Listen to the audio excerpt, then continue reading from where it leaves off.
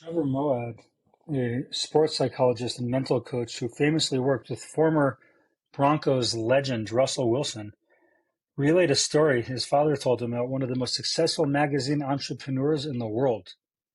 The man was failing out of high school and struggled growing up. He was raised by a single mom in the Midwest, and he promised his mother he'd take the SAT test. He didn't expect to get a good score. His score came back, and he got a 1480 out of 1600 on the SAT. His mother, knowing her kid, asked, "Did you cheat?" He swore to her he didn't cheat.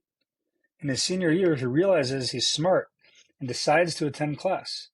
He stops hanging out with his old crowd. The teachers and kids all seem to notice the improvement, and they start to treat him differently. He graduates, attending community college, goes on to Wichita State, and eventually to an Ivy League school. He goes on to become a very successful magazine entrepreneur. And you think, okay, he's smart. He just needed the standardized test to unlock his potential.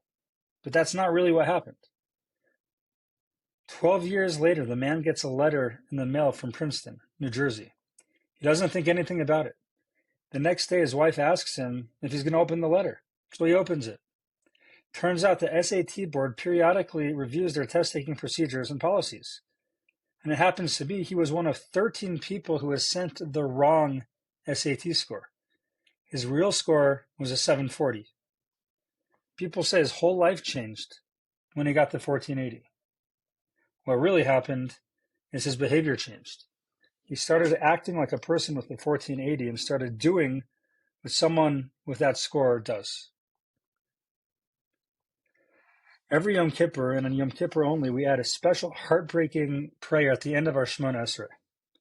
The tefillah says at the very end, it says, Elokai ad shelo natzarti eini kedai, ve'achshav shenatzarti kilu lo natzarti. Afar ani b'chayei kal v'chomer b'misasi. My God, until I was created, I was unworthy, and now that I've been created, it's as if I've not been created. I'm like dust in my life, even more so in my death. And at first glance, this is arguably the most dreadful, depressing prayer we ever say. After all, what better note to end up on upon having an intimate experience with the Almighty through our Shemona Esrei? And at the end of that intense experience, we tell him, by the way, I was nothing before, I'm nothing now, and I am completely worthless. What is the point to my life anyways? Rav Avram Yitzchak Cohen Cook takes this prayer and he completely revolutionizes the way that we understand it. And he explains, Ad Shalom Artzati, before I was born, Eini Kedai, I was unworthy. Why was I unworthy? Because every human being is imbued with a mission in this world. And before my birth, my mission had not yet sprung into existence. I was not yet needed. And now that I've been created, if God forbid, I am not fulfilling my mission, what is the point of my life? I've been given an assignment for my life, but I'm too busy getting depressed reading Twitter, watching TikToks, or getting upset about the Rockies. Hashem, however, sent us all into the world at the exact moment that we are needed. As Rabbi Ephraim Goldberg describes it, we specifically enter the world at the very moment our skills, talents, abilities, and even our challenges are uniquely needed by the universe, the world, our neighbors, our community, our family, and our friends. We're precisely what the world needs at the moment we arrive and for the time that we are in it. So Rav Kook is teaching us that Yom Kippur and the vidui and confessions that come with it is not a laundry list of failures or list of rules that we violated, as much as an admission and confession of failing to realize the enormous potential inside of us, that we are capable of a 1480 on the SAT, but too often we settle for a 740. If we forsake our sacred mission and squander our time and resources and neglect to see the godly infinite potential inside of us, then God forbid, as the prayer says, now that I've been created, it's as if I've not been created. Rabbi Goldberg describes that Yom Kippur, then, is not a time to beat ourselves up, but rather a time to raise ourselves up, to take an honest look in the mirror and to admit the potential inside of us, and to pledge to make our existence purposeful, meaningful, and impactful. I have two questions, however, on this beautiful idea from Rav Kook. The first question I have is, why do we just say this magnificent prayer? It's so deeply meaningful and applicable. Why do we only say it on one day of the year, on Yom Kippur? Would it not be appropriate to be reminded of this vital concept every day for the rest of our lives? Or minimally, on important Jewish holidays? Or at the very least, on Rosh Chodesh once a month? Why just Yom Kippur? And secondly, if this idea is a central tenet to Yom Kippur, what does this have to do with the vidui, with the confession that we repeat over and over and over again all Yom Kippur?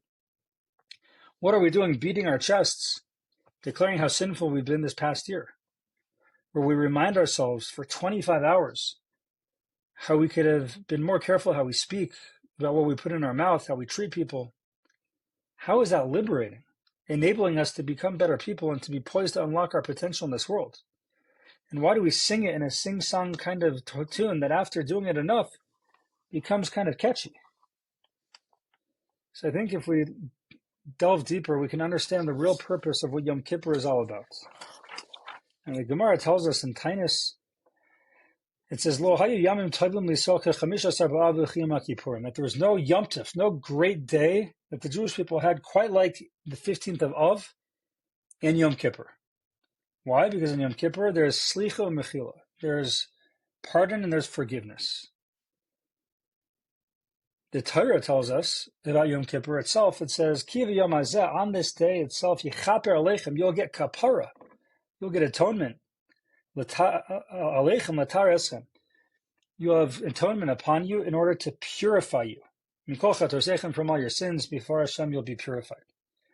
The question that could be asked is, the Torah doesn't mince words. Every word it says has purpose. Once the Torah says on Yom Kippur we'll get kapara, atonement, what does it mean to also say we'll get tahara, we'll get purity? What's going on there? What does that mean? Why does it say both? Rav Soloveitchik describes that kapara, the word kapara, the first aspect of what we get on Yom Kippur is mechila. It's forgiveness. That if a person owes someone money and he pays back the money, or the person says, no, you don't have to pay me back the money. Karam shemochel lechaver says, you don't have to pay me back. It's okay. We're good. Don't pay me. We're fine. He forgave it. He forgave the debt. So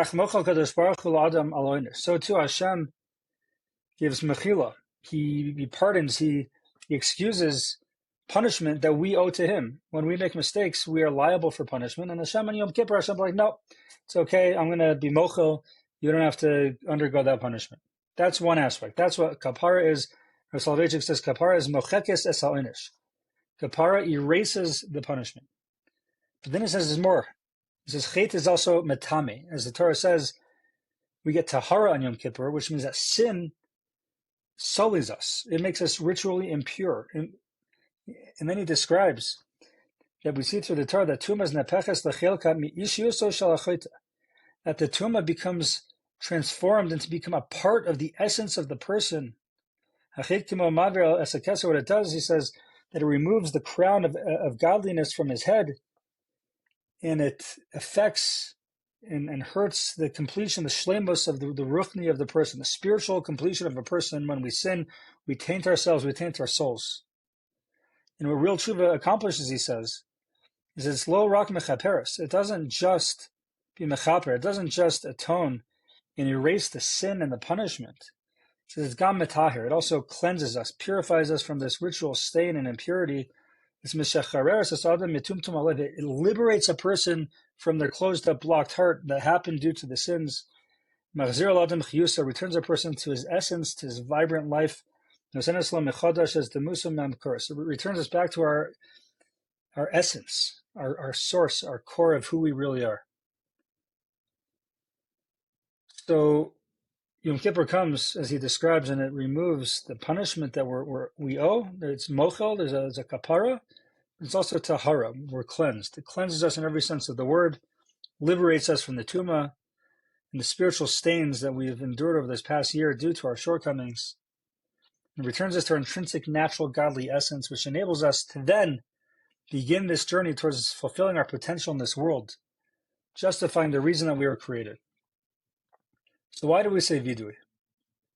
What better way to provide me with the much needed spiritual cleansing, more so than bringing up the past trauma and spiritual pain? Why would I say something throughout the day that seems to simply tether me to the mistakes and failures of my past? On the one hand, we're suggesting that Yom Kippur has this remarkable cleansing element to bolster my life and to set me up to achieve my God-given potential. But on the other hand, I spend 25 hours rehashing how much I am a failure. To answer this, Rabbi Shmuel Silber quotes a powerful metaphor from the Dubna Maggid. The Maggid explains that if, God forbid, someone was very ill and he had a chance to go to an expert doctor, it would be vital to tell the doctor all of his ailments and symptoms. When a person goes to a doctor or a psychologist, psychiatrist, it's critical that they unburden of themselves every symptom that they're experiencing, leaving no detail out, no stone unturned in what they reveal. They have to say everything, bare their soul, say everything going on. In order for the doctor to be able to help you properly, you have to tell him all of your aches, pains, and symptoms. And the doctor's job is to take that information and to find a cure for his patient. We have the mistaken notion that the vidui that we're doing is nothing more than an admission and confession of our guilt before Kadosh Baruch Hu. But the reality is I don't need to do that. Why? God knows what I've done wrong. He knows everything. He knows my shortcomings, my mistakes. He knows. What vidui accomplishes then is us declaring to Hashem that I want a new start. I want a new beginning. I need kapara, of course, for my sins to be forgiven, to avoid punishment. And I need tahara, a spiritual cleansing to heal me. Because of my shortcomings, there's much broken and ill inside of me. Hashem knew I'd become guilty, but God knew I betrayed you. I haven't been honest in business. I haven't been careful about saying blessings. I haven't been careful how I speak about people. I've been brazen and chutzpahdik. I made a mockery out of serious matters. And as a result, there's much broken inside of me. And we tell Hashem, now I approach Yom Kippur because I need tahara. I need you, Master of the universe. You and you alone can do this to heal me, to make me whole again, to make me complete. It emerges that the vidui is not a confession of guilt as much as a visit to the doctor's office, in which we honestly confide in him everything that is wrong. By us confiding in him, he is able to heal us. Vidui then is not a contradiction to the theme of Yom Kippur, but part and parcel to it. We're telling the doctor everything that is wrong, with no judgments, so that he can heal and he can do his job. Perhaps this is why we sing the vidui. At first glance, it's strange how we sing this in a catchy sing-song tune, but the reality is we're happy to do it. This is the first vital step to the process of our healing and becoming whole again. We've been ill, and now we finally get this chance to come into the doctor's office. The doctor is a Rofei Chol Basar Mafli who heals all flesh, God who heals all of us. We enter his office, and we bare our soul and tell him what we did. Hopefully, we can take these lessons of Yom Kippur. We can understand that this is the day to understand and to get serious about why I'm here in this world. God created me with a mission and a purpose and a task. And because of the mistakes I made this past year, I have some spiritual blemishes and stains, things that hold me back from becoming the remarkable person I can become. It comes Yom Kippur, and we say the vidui. We go to the doctor's office and we explain everything going on. And God heals us. He's metaher us. He purifies us. So that we leave Yom Kippur refreshed, renewed, in a gewaldige simcha, a tremendous joy. We go celebrate Sukkot in a state of ecstasy because we have a new beginning with clarity on who we are and what we're destined to do in our lives. God willing, we should all be written and sealed in the book of life. We shall live up to our God-given potential and never settle for anything less than greatness that we're destined to achieve.